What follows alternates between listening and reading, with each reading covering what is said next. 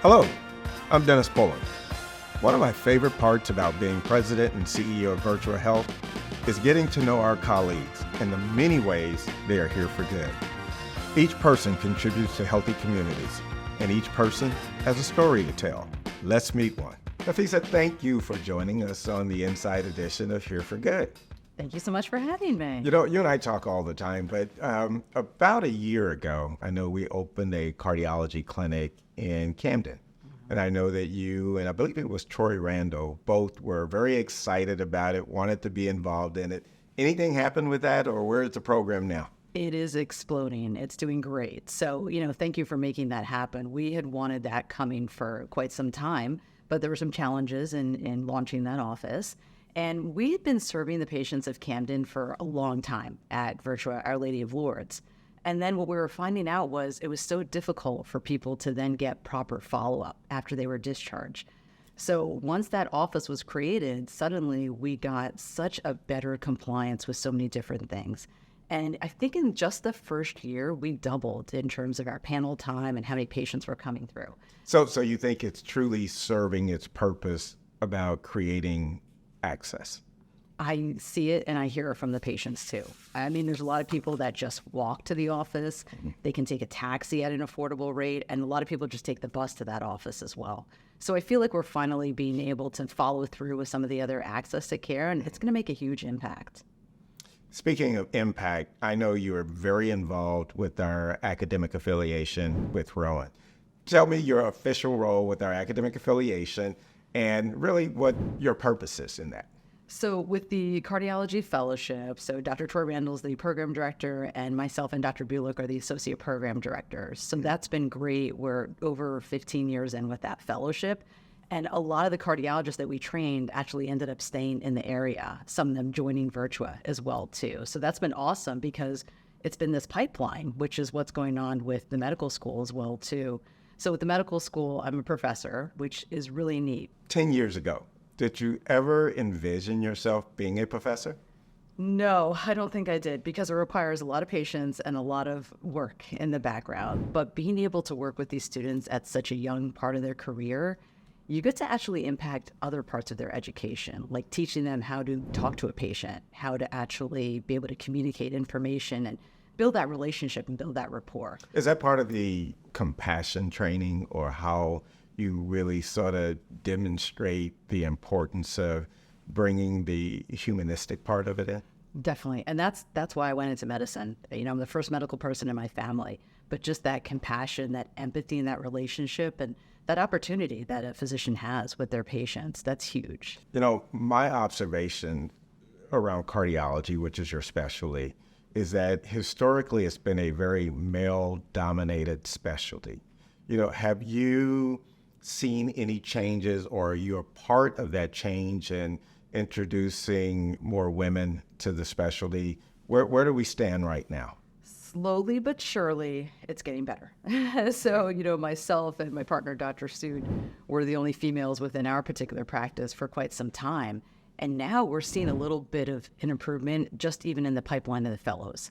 So there was a point last year where we actually had more female fellows in the program than male fellows. From a patient perspective, do you feel patients like seeing sort of representation of those that look like them in their clinician? Does that do anything for the sort of care process? For sure. That's all part of the relationship building and that rapport building that has to happen between a cardiologist and their patient.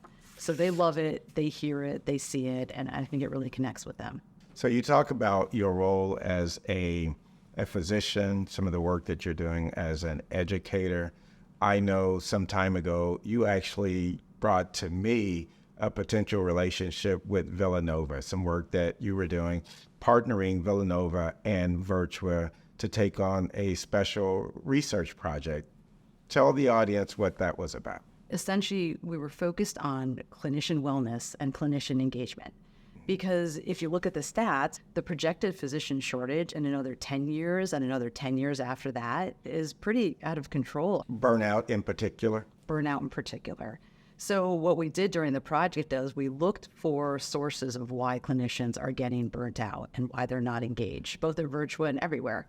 And what we found out was what is causing burnout locally here at Virtua is not different from other parts around the country.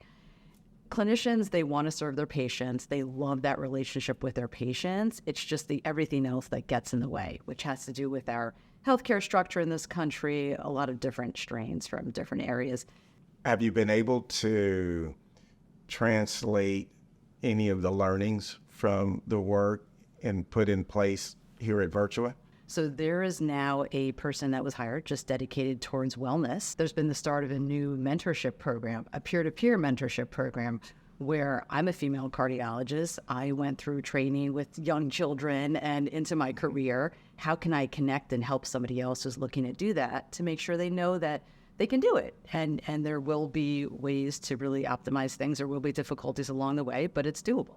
So you mentioned mentoring and training.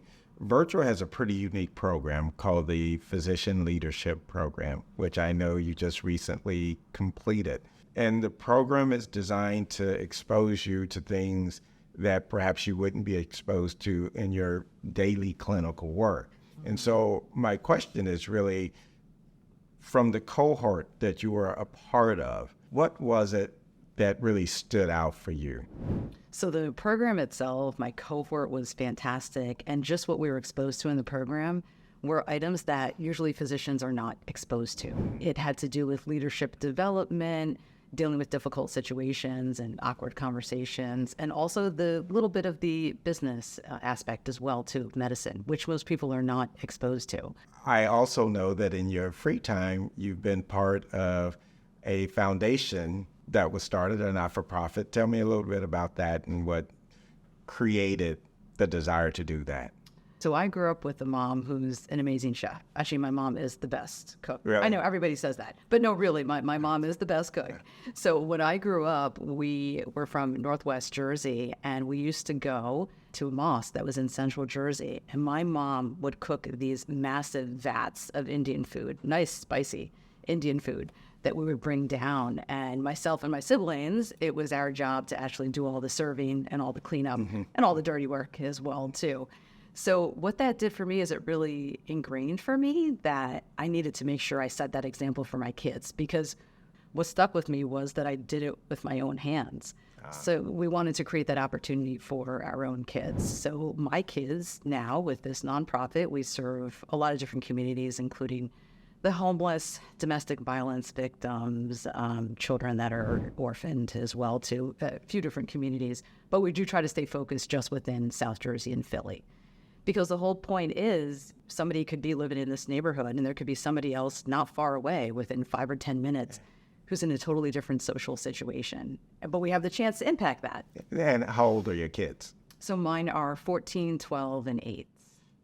Do they get it? Do they understand the impact that they can have on those that are less fortunate and why it's so important to you? I think they get it. It's a process, and of course, I'm dealing with teens and tweens here, right? But they definitely get it, and I'm hoping for them the same thing, that there's these lasting memories of what they did with their hands. So let me think back. So the teaching, the clinical practice, the physician leadership, the not-for-profit, where does fun fit in all of that, and what do you do to sort of keep you centered? I love to eat with friends, with family, and spending a lot of family time on the weekends and the weeknights. That time is precious. And then I cycle. So my husband and I are road cyclists. Every year, every season, we try to push ourselves a little further and do longer distances. What's your longest distance? So just this past September, I finally hit my longest distance. I hit a century, which is 100 miles. Really? So it was a couple years coming. I thought I was going to be able to do it earlier, but obviously busy with life, but stick with the goal, keep it in mind, and finally got there. There's only one other thing that I want to make sure we cover, because I know it's important to you, and that's health equity. Any sort of parting words around why health equity is so important as it applies to cardiology? Sure. So, nobody is immune from cardiac disease. But despite all that, everybody still deserves the chance to be able to take advantage of both medical therapies and surgeries, procedures that can help them live longer from heart disease. That's why I love treating heart disease, because I know that people can get better and go on to live a normal life. everybody should be afforded that opportunity. You know, what you just did was you defined what being here for good means. So thank you for taking part in this, and thank you for everything that you do for Virtua and the residents of the communities in which we serve. It was a pleasure having you. Thank you so much. Once again, another exciting episode. Thank you for joining us, and we look forward to seeing you on our next edition of Here for Good, the Inside Edition.